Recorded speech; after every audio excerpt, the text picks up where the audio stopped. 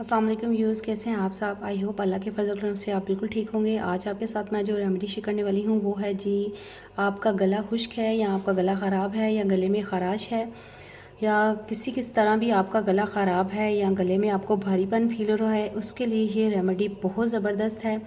इसको आप इस्तेमाल करें, इंशाल्लाह पहले दिन ही आपको गले में खराश और गले की ड्राइनेस बिल्कुल ठीक हो जाएगी। उसके लिए आपको जिन चीज़ों की ज़रूरत है वो है जी, हाफ़ स्पून आपने ब्लैक पेपर लेनी है। इस तरह आपने इसको पीस लेना है, ठीक है। अच्छे तरीके से इसको आप पीस लीजिएगा। और 1 चम्मच आप ले लेनी है जी हनी, ठीक है। ये हालिस है, ये ऑर्गेनिक हनी है, ठीक है। ये आप ले लें 1 चम्मच। तो बस आपने क्या करना है कि हनी के ऊपर आपने ब्लैक पेपर को डाल देना है। इस तरह हम इसके ऊपर डाल देंगे, ठीक है। इस तरह बस आपने इसको ले लेना है। और साथ में आप लेंगे जी 1 गिलास नीम गर्म पानी, ठीक है। ये ले लेंगे हम पानी, ठीक है। आपने पहले इसको लेना है, एक